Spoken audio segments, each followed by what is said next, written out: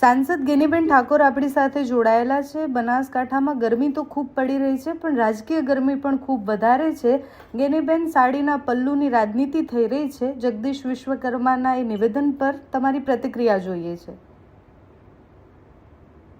સૌ પ્રથમ તો આપના માધ્યમથી એટલું જ કહીએ કે સ્થાનિક સ્વરાજની ચૂંટણી હોય ત્યારે હાર અને જીત એક લોકશાહીનો ભાગ છે, પણ વાણી વિલાસ અને વિવેક ચૂકવો એ જાહેર જીવનના વ્યક્તિઓ માટે ખૂબ મર્યાદાપૂર્વક બોલવું પડતું હોય છે. ને ભારતીય બંધારણમાં જે આપણને એક હકો મળેલા છે એના ભાગરૂપે જયારે ચૂંટણી થતી હોય ત્યારે જગદીશ વિશ્વકર્મા એ સત્તાના અહંકારમાં અને ખૂબ ઘમંડમાં આવીને એમને જે અપમાનિત ભર્યા શબ્દો જે વાપર્યા એ કદાચ બનાસકાંઠા માટે તો ઠીક, ઠાકોર સમાજ અને આ વિસ્તારમાં જ્યાં પણ જગદીશ પંચાલ આવશે ને ત્યાં એનો મુકાબલો કરવો પડશે.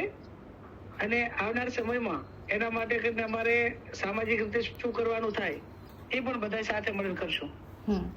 ગેનીબેન, જગદીશ વિશ્વકર્મા એ ભાષણમાં જે કહી રહ્યા હતા એ પ્રમાણે બનાસકાંઠા અને એની આસપાસના એટલે એ બધા જ વિસ્તારોમાં કોંગ્રેસ કેમ સારું પ્રદર્શન ન કરી શકી? તમને શું કારણો લાગે છે?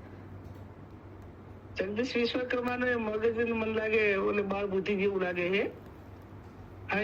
એ વડગામની વાત કરે તો વડગામમાં તાલુકા પંચાયત કોંગ્રેસની બની, બાજુમાં હડાદ તાલુકા પંચાયત કોંગ્રેસની બની, દાંતા તાલુકા પંચાયત કોંગ્રેસની બની, એનાથી આગળ પાલનપુર 2/3 બહુમતીથી કોંગ્રેસની તાલુકા પંચાયત બની, જ્યાંથી જગદીશ વિશ્વકર્મા બોલતા હતા ચડોતર ભાજપના કાર્યાલયમાંથી એ જિલ્લા પંચાયતની સીટ કોંગ્રેસ જીતી, ક્યાં ના જીતી એમ કહું છું. એટલે એ જે વાતો કરે એ પાયા વિહોણી છે અને રેકર્ડ પુરાવા વગરની છે.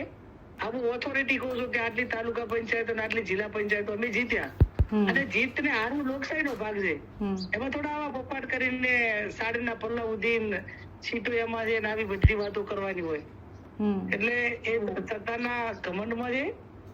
અને હું તો એટલા સુધી કહું છું કે એના ઉપરના જે માણસો હોય એમને પણ આની પાસે જવાબ માંગીને ગંભીરતાપૂર્વક પગલા લેવા જોઈએ. ગેનીબેન ઠાકોર, છેલ્લો સવાલ છે તમને કે તમે એક પડકાર પણ ફેંક્યો છે કે એક કામ કરો, બનાસકાંઠા આવીને લડીને બતાવો.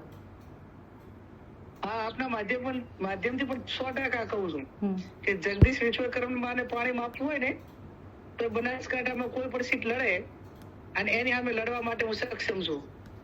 Thank you so much Geniben, તમે અમારી સાથે જોડાયા બદલ.